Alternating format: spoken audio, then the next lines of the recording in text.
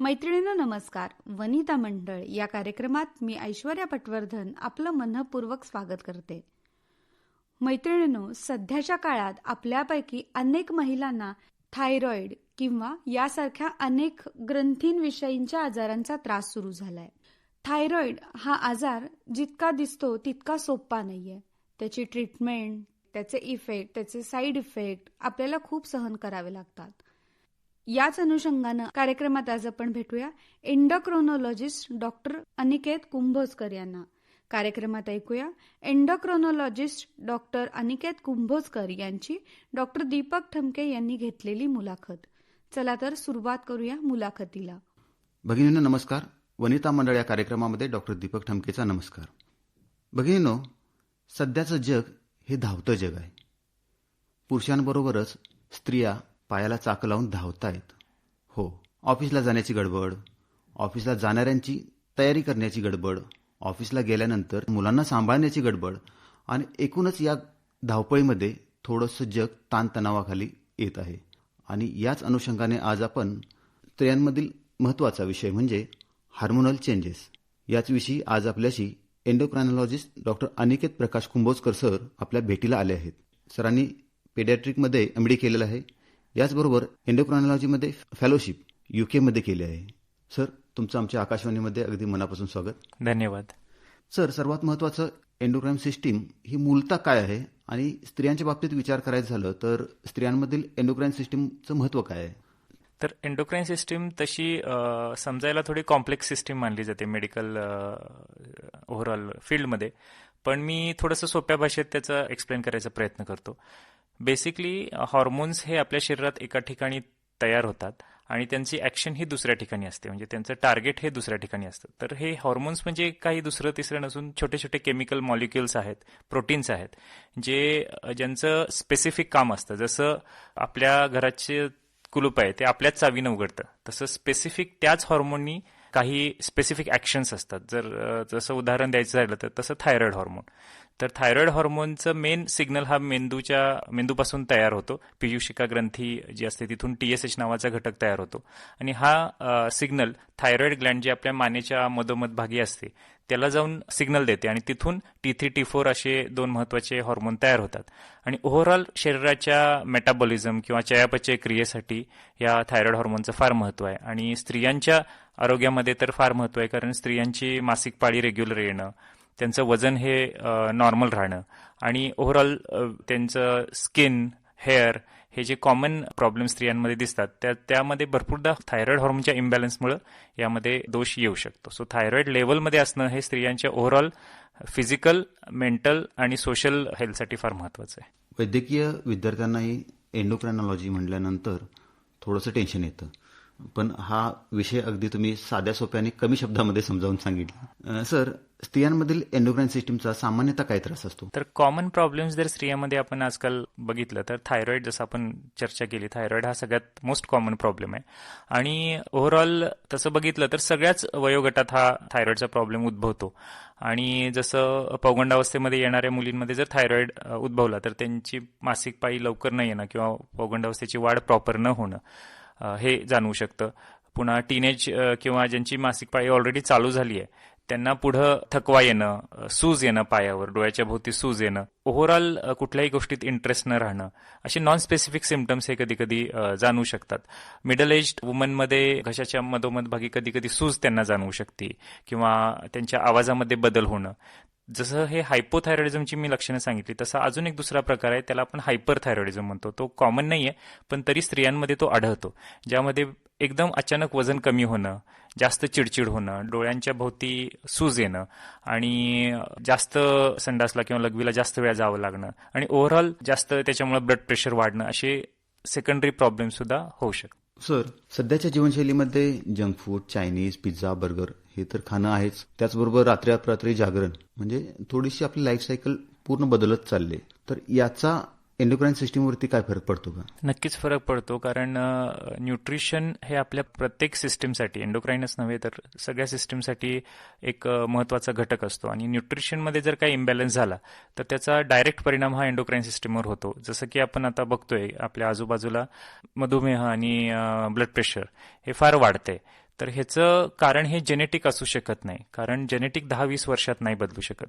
तर आपली लाईफस्टाईल ही बदललेली आहे गेल्या 2 दशकांमध्ये, आणि या 2 दशकांमध्ये लाईफस्टाईल बदलल्यामुळे हे आजार फारच वेगानं फोफवत आहेत.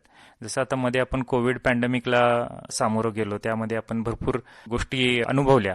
तर कधी कधी मला असं वाटतं की त्या कोविड पॅन्डेमिकपेक्षा हे जे ओबेसिटी किंवा लाईफस्टाईलचं जे पॅन्डेमिक आहे आणि ज्यामुळे डायबिटीस आणि हायपरटेन्शन वाढतंय, हे जास्त सिरियस आहे, कारण ते लगेच मारणारे आजार नाही आहेत. हे हळूहळू आपल्याला त्रास देत राहतात, आपलं शरीरातून पोखरत राहतात.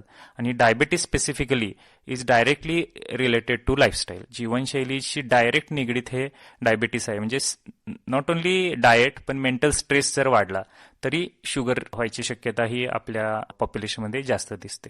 सर, सध्या स्त्रियांमध्ये हायपोथायरॉइडिझम याची लक्षणं खूप मोठ्या प्रमाणात दिसत आहेत. तर नेमका हायपोथायरॉइडिझम म्हणजे काय आणि त्याची लक्षणं काय असतात? थायरॉइड ग्रंथीचा इम्बॅलन्स म्हणजे आयदर लो किंवा हाय काम जर केलं तर ओव्हरऑल तुमच्या डेली लाईफमध्ये भरपूर चेंजेस दिसतात. जसं हायपोथायरॉइडिझममध्ये अचानक वजन वाढणं, स्थूलता येणं, सुस्ती येणं, संडास साफ न होणं, पुन्हा घशाच्या मधोमध सूज दिसणं आणि डोकं दुखणं, आणि कधी कधी ब्लड प्रेशर सुद्धा वाढतं जर जास्त दिवस थायरॉइड डिटेक्ट नाही झालं आणि ट्रीट नाही झालं तर ह्याच्यासाठी सिंपल तुम्हाला कधी अशी लक्षणं आढळली तर तुम्ही सिंपल थायरॉइडची एक टेस्ट कुठेही होते आणि तिचा रिपोर्ट, तो जो काही लेवल आहे ते बघून तुम्ही ते नॉर्मल आहे ॲबनॉर्मल आहे हे बघून तुम्ही पुढचं ठरवू शकता. सर, या हायपोथायरॉइडिझमचा प्रेग्नन्सीवर काय फरक पडतो का? फार महत्त्वाचा विषय तुम्ही मांडला आणि तो चर्चा करणं फार आवश्यक आहे. तर प्रेग्नन्सी ही एक युनिक कंडिशन आहे आणि प्रेग्नन्सीमध्ये हॉर्मोनचे जे बदल आहेत ते फार वेगाने आणि वेगवेगळ्या पद्धतीनं होत असतात. जसं प्रेग्नन्सीमध्ये स्त्रीचं थायरॉइड लेवल हे नॉर्मल राहणं हे स्त्रीसाठीच नव्हे तर तिच्या पोटात जे बाळ आहे त्याच्यासाठी आवश्यक आहे. जर हायपोथायरॉइडिझम जर असेल आणि प्रेग्नन्सी राहिली असेल आणि जर माहीत नसेल त्या गरोदर मातेला की आपल्याला हायपोथायरॉइडिझम आहे, तर अबॉर्शन किंवा लवकर अचानक गर्भपात होणं होऊ शकतं.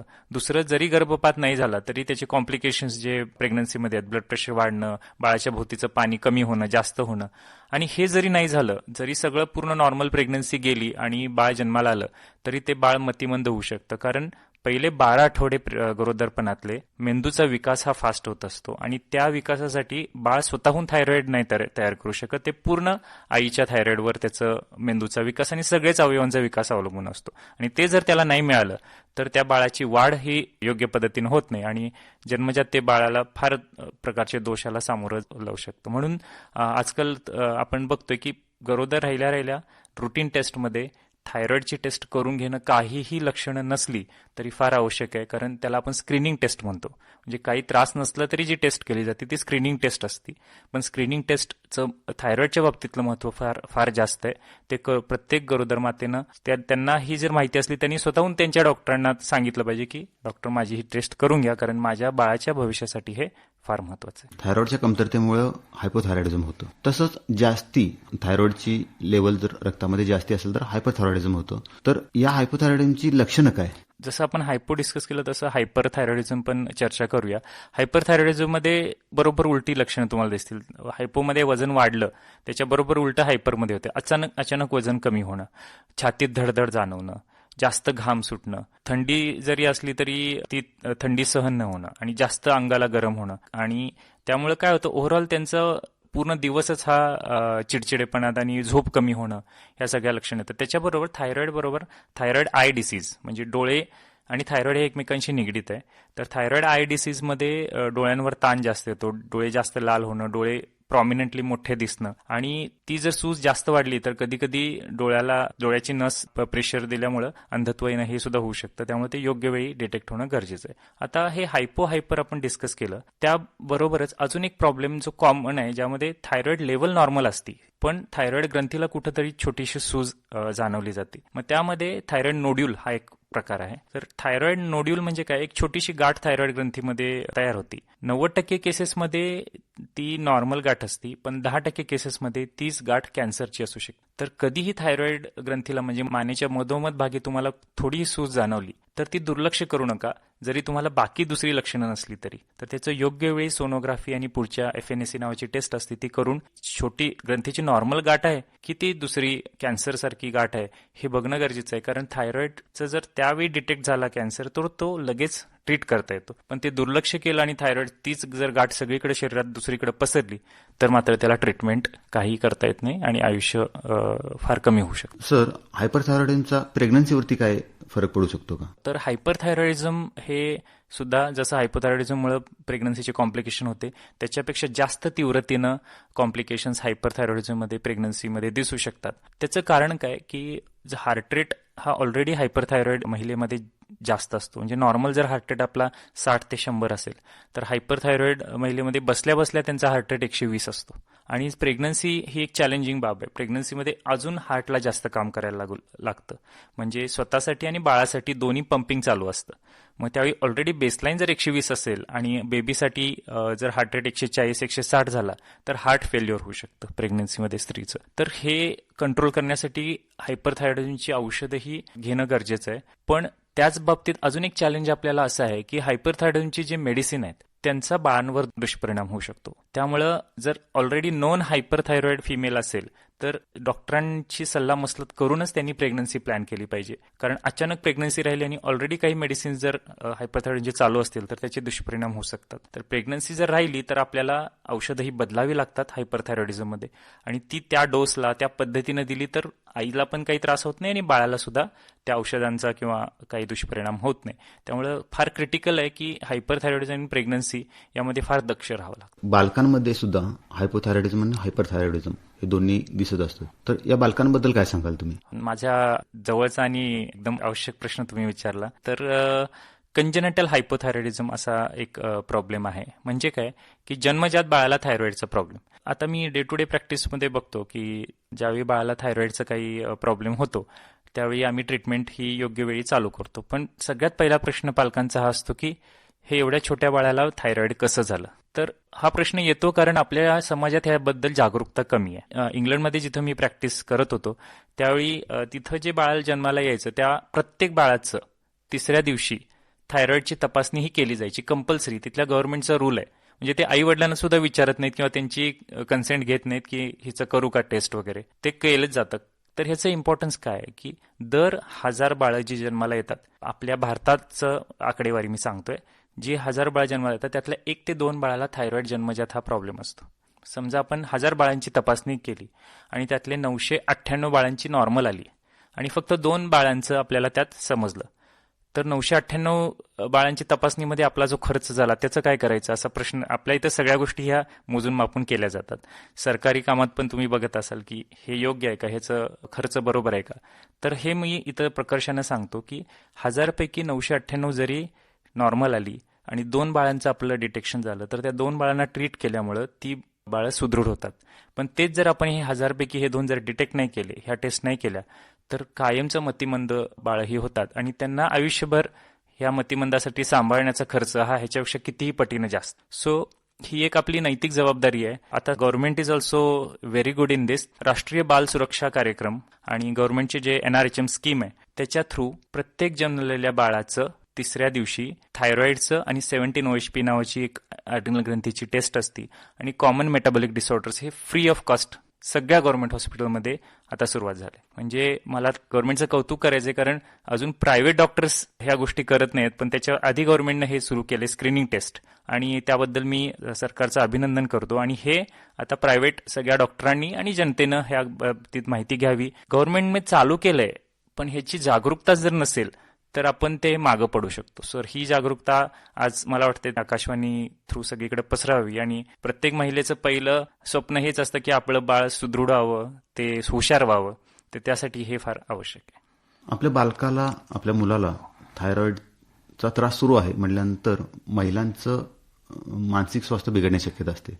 तर या मातांना, या आईला तुम्ही काय सल्ला द्याल मानसिक स्थिर राहण्यासाठी? हो, फारच एकदम योग्य प्रश्न आहे. आणि यामध्ये मी बघतो हे डे टू डे प्रॅक्टिसमध्ये माझ्या की ज्यावेळी डायग्नोसिस थायरॉइडचा आम्ही सांगतो किंवा काय तर एक मानसिक धक्का त्यांना बसलेला असतो आणि पहिली फेज त्यामध्ये काय असते माहिती आहे का, की डिनायल किंवा हे नाहीये. तर हे कॉमन आहे. कुठल्याही आजारामध्ये जर आपण बघितलं तर समजा शुगर डिटेक्ट झालं तर सगळं educated well to do businessman आहे आणि त्याचा 30 वर्षाला त्याला शुगर डिटेक्ट झालं, तरी पहिला त्याची रिएक्शन असते की हे बहुतेक टेस्टचं रिपोर्ट चुकलाय किंवा डॉक्टरांचं काहीतरी चुकलंय, आपण परत तपासून बघावं. तर ही फेज कॉमन आहे डिनायल. पण जर तुम्हाला खरंच तसं वाटत असेल तर तुम्ही कन्फर्म करा. पण जर खरंच आजार असेल किंवा शुगर असेल, बीपी असेल, तर त्याचे योग्य औषधोपचार करा. कारण आई वडील मला प्रश्न विचारतात की एवढ्या छोट्या बाळाला हे थायरॉइड झालं किंवा शुगर झालं. तर शुगरचे पेशंट पण आम्ही डे टू डे बघतो. 1 वर्षाच्या बाळापासून 17-18 वयोगटापर्यंत सगळ्या वयोगटात शुगर आजकाल दिसायला लागले. तर ह्यावेळी एक संदेश मी म्हणजे कॉमन सगळ्यांना असा सल्ला देतो की जे आहे प्रॉब्लेम त्याला डिनाय करून उपयोग नाही, त्याला फेस करून त्यातून कसं मार्ग काढायचं हेच आपल्याला बघितलं पाहिजे. आता दुर्दैवाने तो प्रॉब्लेम झालाय, समोर आलाय, पण त्याला आपण पळून चालणार नाही. जसं दिवसातून 3-4 वेळा, 8 वेळा, 10 वेळा तहान लागली की आपण पाणी पितो, भूक लागली की आपण जेवण करतो, तसंच शरीराच्या काही आवश्यक गोष्टी आहेत जसं थायरॉइड, ते जर शरीरात कमी पडलं, जे आपल्याला दिसतंय, म्हणजे काय थोडक्यात आपल्या शरीराला थायरॉइडची भूक लागली, तर त्याला आपण उपाशी ठेवून चालेल का? तर त्याला असंच बघायचं की जसं आपण जेवण करतो आणि पाणी पितो हे शरीरासाठी आवश्यक आहे, तसंच थायरॉइड हे आवश्यक आहे. ते माझ्या मुलामध्ये किंवा मुलीमध्ये थोडंसं कमी पडतंय, ते फक्त गोळीच्या रूपाने मी वरून देतोय आणि त्याचं योग्य ते वाढ त्याच्यासाठी मदत करतोय. म्हणजे तुम्ही बाळाच्या वाढीसाठी मदत करताय अशा भावनेनं जर ही ट्रीटमेंट केली तर ती सक्सेस होणार. कारण ही 1-2 दिवसाची ट्रीटमेंट नाहीये, it is a long term treatment. आणि ज्या लॉंग टर्म गोष्टी आहेत त्यासाठी भावना ह्या पॉझिटिव्ह असणं एक आवश्यक आहे. कदाचित तुम्ही पॉझिटिव्ह भावनेनं केलं तर त्याचा तो आजार लवकर कमी होईल. इट इज नॉट रूल की इट इज लाईफ लॉंग. काही आजार आहेत, काही महिन्यांसाठी असतात, काही आहेत काही वर्षांसाठी, काही आयुष्यासाठी असतात. पण तुम्ही त्याच्याकडून कुठल्या पद्धतीनं बघता त्याच्यावर त्याचं ड्युरेशन सुद्धा हे ठरू शकतं. सर, आपण आता बोलताना काही ट्रीटमेंट ही लॉंग टर्म लाईफ टाईम पर्यंत घ्यावी लागते. तर लोकांच्या मनामध्ये शंका येते की मी थायरॉइडची औषधं आयुष्यभर खाणार म्हटल्यानंतर माझ्या शरीरावरती काही दुष्परिणाम होणार का? माझ्या लिव्हर, किडनी, स्प्लीन, पॅन्क्रिया याच्यावरती काही वेगळा परिणाम होणार का? आणि त्यामुळे काही वेळेला ही औषधं घेणं टाळलं जातं. तर असा दुष्परिणाम खरंच काय होतो का बॉडीवरती? सगळ्याच रुग्णांना हा प्रश्न पडलेला असतो. कारण काय आहे की आपण जे मॉडर्न मेडिसिन आहे त्यामध्ये भरपूर आता अँटीबायोटिक्स, ओके, फॉर एक्झाम्पल तुम्हाला जर घशाचं इन्फेक्शन झालं, ते स्ट्रेप्टोकोकस नावाचा एक बॅक्टेरिया असतो ज्यामुळे ते घशाचं इन्फेक्शन होऊ शकतं.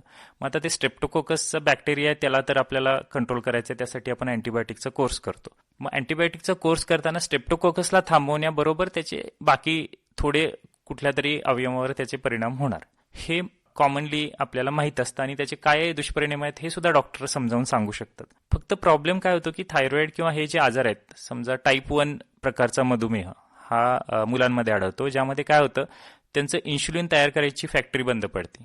थोडक्यात स्वादुपिंडातून त्यांचं इन्शुलिन काहीच तयार होत नाही. मग त्यांना आपल्याला वरून इन्शुलिन द्यावं लागतं. थायरॉइडचं जसं थायरॉइड कमी पडलं तर वरून थायरॉइडची गोळी द्यावी लागते. तर एक गोष्ट समजून घ्या की आपण हे जे मेडिसिन देतोय हे रिप्लेसमेंट थेरपी आहे. ते अँटीबायोटिक किंवा जे थोड्या काळासाठी आपण जे औषधं घेतो त्यांचे दुष्परिणाम हे असतात, पण जे लॉंग टर्म औषधं आपण ह्या आजारामध्ये घेतोय इट इज नॉट मेडिसिन. हे फार्मॅकॉलॉजिकल वेगळं केमिकल नाही आहे जे आपल्या शरीरात तयार होत नाही. म्हणजे समजा इन्शुलिन आपल्या शरीरात तयार होत नाहीये तर ते वरून आपल्याला इंजेक्शनद्वारे घ्यावं लागतं. तर ते जे इन्शुलिनचं केमिकल स्ट्रक्चर आहे वरून आपण घेतो ते आणि आपल्या शरीरात तयार होणार हे एक्झॅक्ट सेम आहे. म्हणजे जी गोष्ट आपल्या शरीरात तयार होतीये, जी आपण आयुष्यभर आपल्या शरीरात तयारच होत असती, त्याचा आपल्या किडनीला, लिव्हरला, स्प्लीनला काही दुष्परिणाम किंवा ॲडव्हर्स इफेक्ट होतो का? नाही. तर ते आपल्याला वरून त्या मुलांना द्यावं लागतं कारण त्यांचं कमी तयार होतंय. म्हणजे आपण जे कमी आहे ते फक्त भरून काढतोय, त्याला वेगळं काय असं फारसं करत नाही आहे किंवा ज्यामुळं काळजी करण्याचा विषय आहे असं मला वाटतं. मैत्रिणींनो, वनिता मंडळ या कार्यक्रमात आत्ताच आपण एंडोक्रोनॉलॉजिस्ट डॉक्टर अनिकेत कुंभोजकर यांची डॉक्टर दीपक ठमके यांनी घेतलेली मुलाखत ऐकली. कार्यक्रमात आता